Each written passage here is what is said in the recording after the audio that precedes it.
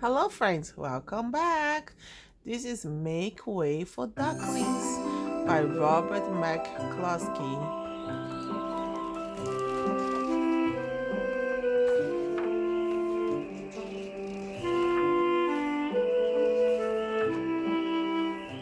Mr. and Mrs. Mallard were looking for a place to live, but every time Mr. Mallard saw what looked like a nice place, Mrs. Mallard said it was no good. There were sure to be foxes in the woods or turtle in the water, and she was not going to raise a family where there might be foxes or turtles. So they flew on and on. When they got to Boston, they felt too tired to fly any farther. There was a nice pond in the public garden with a little island on it, the very place to spend the night, quacked Mr. Mallard. So down they flopped. Next morning they fished for their breakfast in the mud at the bottom of the pond, but they didn't find much. Just as they were getting ready to start on their way, a strange, enormous bird came by. It was pushing a boat full of people, and there was a man sitting on its back. Good morning, quacked Mr. Mallard, being polite.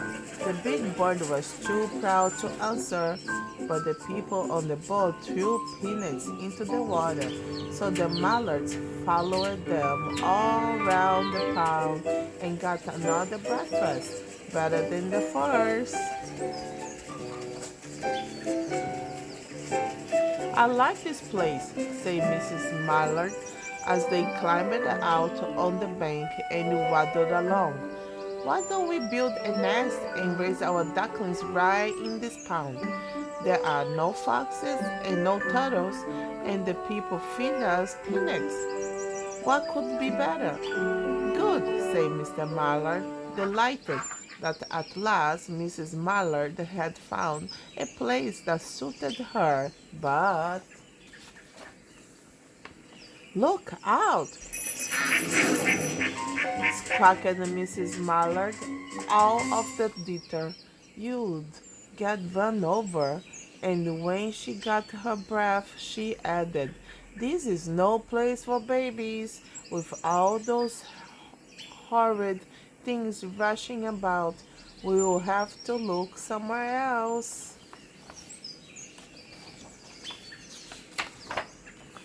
So they flew over Beacon Hill and round the State House, but there was no place there.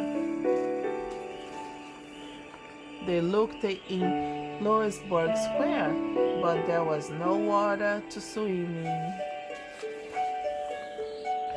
Then they flew over the Charles River. This is better, quacked Mr. Mallard. That island looks like a nice quiet place, and it's only a little way from the public garden. Yes, said Mrs. Mallard, remembering the peanuts. That looks like just the right place to hatch ducklings. So they chose a cozy spot among the bushes near the water and settled down to build their nest, and only just in time, for now they were beginning to molt. All their old wings feathers started to drop out, and they would not be able to fly again until the new ones grew in. But of course, they could swim, and one day they swam over to the park on the riverbank, and there they met a policeman called Michael.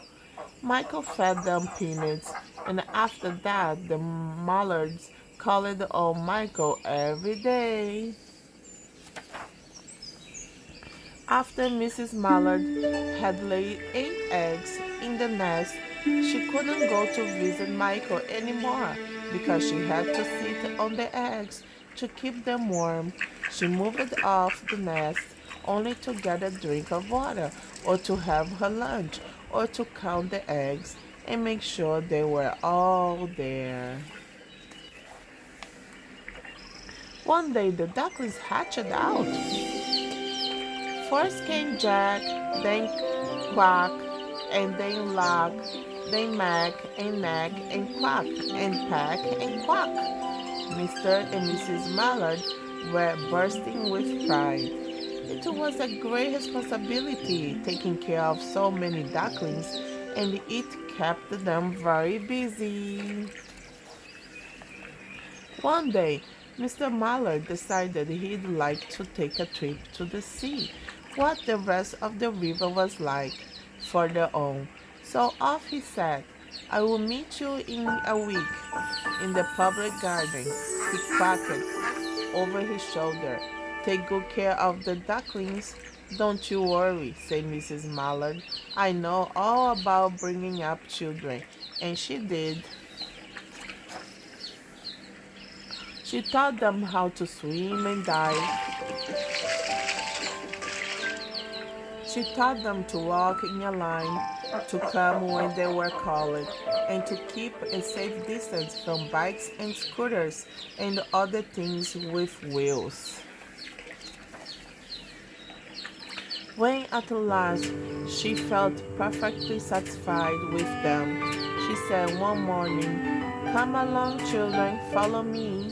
Before you could wink on eyelashes, Jack, Cock, Lock, Mac, Knack, Quack, Pack, and Quack fell into line just as they had been taught. Mrs. Mallard led the way into the water, and they swam behind her to the opposite bank. There they waddled ashore and waddled along till they came to the highway. Mrs. Mallard stepped out to cross the road. Honk, honk went the horns on the speedy cars. Quack went Mrs. Mallard as she tumbled back again. Quack, quack, quack, quack went Jack, Cock, Lock, Mac, and Knack. Quack, Pack, and Quack, just as loud as the little quackers could quack. The cars kept speeding by and honking, and Mrs. Mallard and the ducklings kept right on quack, quack, quacking. They made such a noise that Michael came running, waving his arms and blowing his whistle. He planted himself in the center of the road, raised one hand to stop the traffic, and then beckoned with the other, the way policemen do for Mrs. Mallard to cross over. As soon as Mrs. Mallard and the ducklings were safe on the other side and on their way down Mount Vernon Street, Michael rushed back to his police booth. He called Clancy at the headquarters and said, "There's a family of ducks walking down the street." Clancy said, "Family of what? Ducks?" yelled Michael. "Send a police car, quick!" Meanwhile, Mrs. Mallard had reached the corner book shop and turned it into Charles Street, with Jack, Cock, Lock, Mac, Knack, Quack, Pack, and Quack all marching in line behind her. Everyone stared. An old lady from Beacon Hill said, "Isn't it amazing?" And the man who swept the streets said, "Well, now ain't that nice?" And when Mrs. Mallard heard them, she was so proud she tipped her nose in the air and walked along with an extra swing in her waddle.